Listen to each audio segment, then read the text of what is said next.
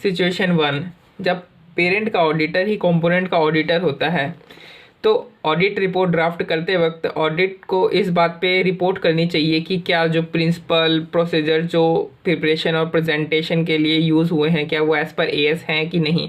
अगर एएस पर एएस हैं तब तो ओके है, लेकिन किसी भी तरीके का अगर कोई डिपार्चर या डेविएशन हुआ है, मतलब वो जो प्रिंसिपल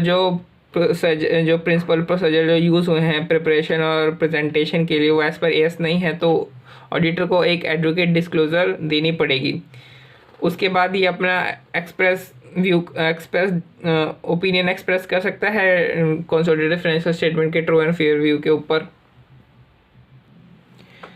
सिचुएशन नंबर 2, जब पेरेंट का ऑडिटर और कंपोनेंट का ऑडिटर सेम नहीं होता है तो ऑडिटर को दो ऐसे की रिक्वायरमेंट को चेक करना पड़ेगा। एक है ऐसे 600 और दूसरा है ऐसे 706।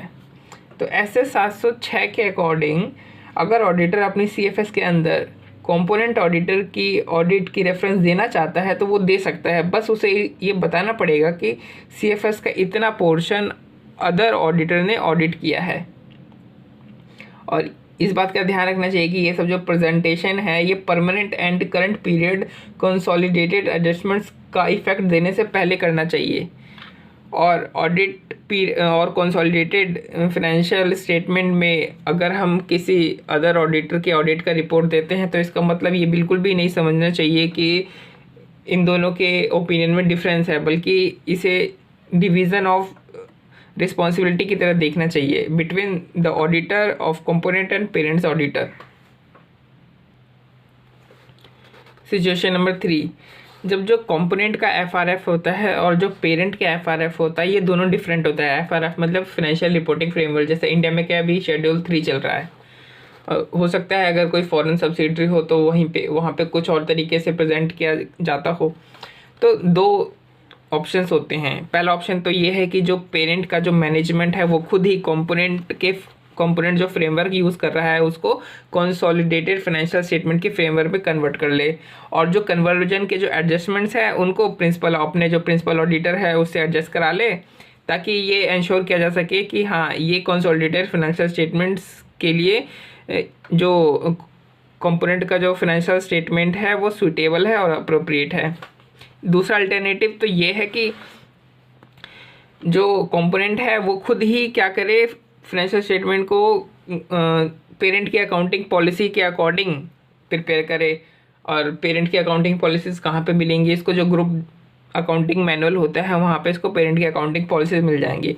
उसके बाद जो प्रिंसिपल ऑडिटर होगा वो ये जो फाइनेंशियल स्टेटमेंट जो प्रिपेयर किए गए हैं कंपोनेंट द्वारा इसको ऑडिट कर लेगा अपनी एक रिपोर्ट छोटी सी इशू कर देगा कि हाँ जो ग्रुप की जो अकाउंटिंग पॉलिसीज है उसको अच्छे से कंप्लाई किया गया है या नहीं किया गया है। और इस बेसिस पर जो प्रिंसिपल ऑडिटर है फिर डिसाइड कर पाएगा कि क्या कंपोनेंट के ऑडिट रिपोर्ट के ऊपर रिलाई करना है कि नहीं करना है, और इस बात का रेफरेंस वो अपने कंसोलिडेटेड फाइनेंशियल स्टेटमेंट में भी देगा कि हमने रिलाई किया है या नहीं किया है। सिचुएशन नंबर 4, कि जो कंपोनेंट ने जो ऑडिटिंग फ्रेमवर्क यूज़ किया है वो पेरेंट के ऑडिटिंग फ्रेमवर्क से डिफरेंट है। तो यहाँ पे हम ऑडिटिंग फ्रेमवर्क की बात कर रहे हैं, फाइनेंशियल रिपोर्टिंग फ्रेमवर्क की बात हम ऑलरेडी कर चुके हैं, ठीक है। तो फाइनेंशियल स्टेटमेंट और सीएफएस की ऑडिट, हम यहाँ पे ऑडिट की बात कर रहे हैं, फिर से बता देता हूँ, फाइनेंशियल स्टेटमेंट की प्रिपरेशन या प्रेजेंटेशन की बात नहीं कर रहे हैं। तो फाइनेंशियल स्टेटमेंट और सीएफएस की audit as per Indian GAAS द्वारा परफॉर्म करी जानी चाहिए। फॉर एग्जाम्पल इंडियन गैस कौन से होते हैं, four SAs issued by ICI, है ना। और इस बात को इंश्योर करने के लिए कि पेरेंट या फिर प्रिंसिपल ऑडिटर कंपोनेंट की ऑडिट रिपोर्ट पर रिलाई करे, उसे अपने सीएफएस की ऑडिट रिपोर्ट में मेंशन करे, कंपोनेंट को अपनी फाइनेंशियल स्टेटमेंट का ऑडिट भी इंडियन गैस के अकॉर्डिंग ही करना चाहिए। सिचुएशन नंबर 5, जब जो कंपोनेंट के जो फाइनेंशियल स्टेटमेंट हैं वो ऑडिट ही नहीं हुए हैं।